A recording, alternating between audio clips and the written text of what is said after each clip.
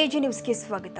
ಸವದತ್ತಿ ಯಲ್ಲಮ್ಮ ಮತಕ್ಷೇತ್ರದ ಶ್ರೀ ರೇಣುಕಾ ಯಲ್ಲಮ್ಮ ದೇವಿ ದೇವಸ್ಥಾನಕ್ಕೆ ಇಂದು ಮಾಜಿ ಮುಖ್ಯಮಂತ್ರಿಗಳು ಮತ್ತು ಬೆಳಗಾವಿ ಸಂಸದರಾದ ಶ್ರೀ ಜಗದೀಶ್ ಶೆಟ್ಟರ್ ಅವರೊಂದಿಗೆ ಭೇಟಿ ಕೊಟ್ಟು ಪ್ರವಾಸೋದ್ಯಮ ಇಲಾಖೆ ಅಧಿಕಾರಿಗಳು ಹಾಗೂ ದೇವಸ್ಥಾನದ ಆಡಳಿತ ಮಂಡಳಿಯ ಅಧಿಕಾರಿಗಳೊಂದಿಗೆ ಸಭೆ ನಡೆಸಿ ಕೇಂದ್ರ ಸರ್ಕಾರದ approval of capital expenditure part 3 development of economic tourist centre to global scale of scheme for special assistance to state for capital investment 2024-25 ಪ್ರವಾಸೋದ್ಯಮ ಇಲಾಖೆಯಿಂದ ಶ್ರೀ ರೇಣುಕಾ ಯಲ್ಲಮ್ಮ ದೇವಿ ದೇವಸ್ಥಾನದ ಅಭಿವೃದ್ಧಿಗಾಗಿ 100 ಕೋಟಿ ರೂಪಾಯಿ ಅನುದಾನದ ಮಂಜೂರಾಗಿದ್ದು ದೇವಸ್ಥಾನದ ಸಕಲ ಅಭಿವೃದ್ಧಿ ಹಾಗೂ ಭಕ್ತಾದಿಗಳಿಗೆ ಮೂಲ ಸೌಕರ್ಯ ಒದಗಿಸುವ ಬಗ್ಗೆ ಚರ್ಚೆ ಮಾಡಿ ನಂತರ ಸ್ಥಳ ವೀಕ್ಷಣೆ ಮಾಡಿ ಈ ಯೋಜನೆ ಅಡಿ ಕೈಗೊಳ್ಳಬೇಕಾದಂತಹ ಕಾಮಗಾರಿಗಳ ಬಗ್ಗೆ ಸ್ಥಳೀಯರಿಂದ ಸಲಹೆ ಸೂಚನೆಗಳನ್ನು ಪಡೆಯಲಾಗಿದೆ. ಆ ವೇಳೆ 100 ಕೋಟಿ ರೂಪಾಯಿ ವಿಶೇಷ ಅನುದಾನವನ್ನು ತಗೊಂಡ್ಬಂದ್ರಿ. ಅದರಿಂದ ಏನೇನು ಅಭಿವೃದ್ಧಿ ಮಾಡ್ಲಿಕ್ಕತ್ತಿದ್ದೀರಿ ನೋಡ್ರಿ, ಇದ್ರ ಬಗ್ಗೆ ನಮ್ಮ ಮಾಹಿತಿ. ಈಗ ನೋಡ್ರಿ, ಇಲ್ಲಿವರೆಗೆ ಡಿಸ್ಕಷನ್ ಮಾಡಿದ್ವಲ್ಲ, ಇಲ್ಲಿ ಲಿಸ್ಟ್ ಇದೆ.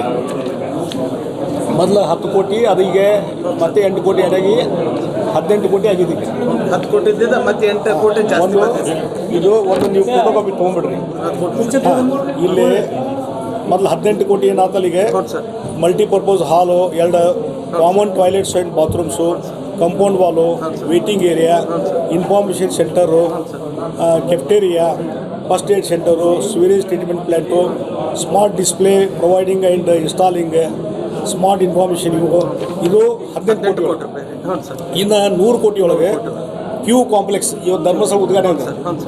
ಆಮೇಲೆ ಪಾರ್ಕಿಂಗ್ ಫೆಸಿಲಿಟಿ, ಕಾರ್ ಐತು, ಕಾರ್ಟ್ ಆಯ್ತು ಎಲ್ಲನೂ.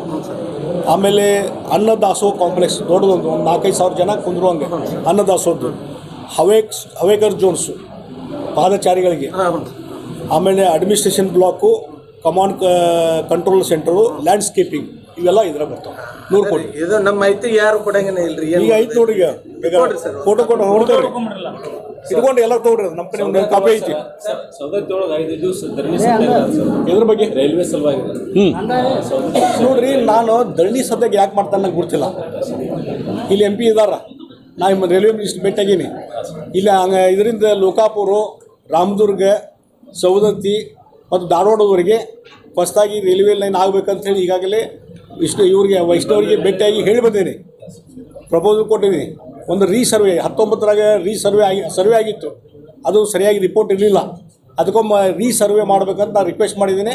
ಅವರು ಮಾಡೋ ಹಂತದಲ್ಲಿ ಇದ್ದಾರೆ. ಅದೊಂದು ಆರ್ಡರ್ ಆಗ್ತದೆ. ಆದಮೇಲೆ ರೀಸರ್ವೆ ಆದಮೇಲೆ ಅಲ್ಲಿ ಏನಾಗಿದೆ, ಇಲ್ಲಿ ಕೋಟ್ಯಾಂತರ ಜನ ಭಕ್ತಾದಿಗಳು ಬರೋದು, ಇವೆಲ್ಲ ಹೆಚ್ಚಿಗೆ ಮಾಹಿತಿ ಇರಲಿಲ್ಲ. ಈಗ ಅದು ಮಾಹಿತಿ ಕೊಡ್ತಾ ಇದ್ದೇವೆ.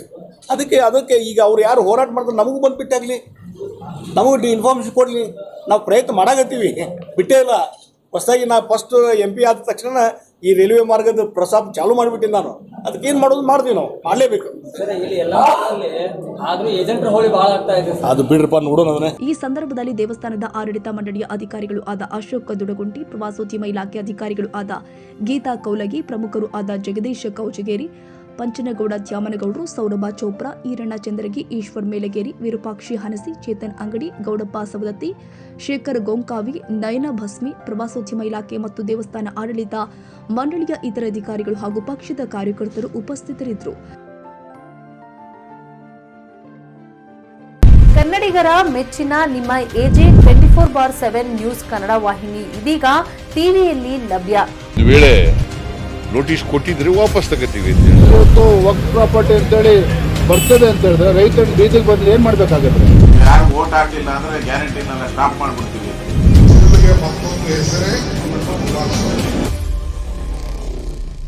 ಕರ್ನಾಟಕ ಮತ್ತು ದೇಶ ವಿದೇಶ 360 ಡಿಗ್ರಿ ಸುದ್ದಿ ಹಾಗೂ ಉತ್ತರ ಕರ್ನಾಟಕ, ಬೆಳಗಾವಿ, ಬಾಗಲಕೋಟೆ, ಧಾರವಾಡ, ಹಾವೇರಿ, ಗದಗ, ಬಿಜಾಪುರ ಜಿಲ್ಲೆಯ ಕ್ಷಣ ಕ್ಷಣದ ವಿವರವನ್ನ ಪಡೆಯುವುದಕ್ಕೆ AJ 24/7 ನ್ಯೂಸ್ ಕನ್ನಡ ವಾಹಿನಿಯನ್ನ ಲೈಕ್ ಮಾಡಿ, ವಿಡಿಯೋಗಳನ್ನು ಶೇರ್ ಮಾಡಿ, ಕಮೆಂಟ್ ಮಾಡುವ ಮೂಲಕ ನಮ್ಮ ವಾಹಿನಿಗೆ ಸಹಕಾರ ನೀಡಿ ಮತ್ತು ಚಾನೆಲ್ ಅನ್ನು ಸಬ್ಸ್ಕ್ರೈಬ್ ಮಾಡಿ.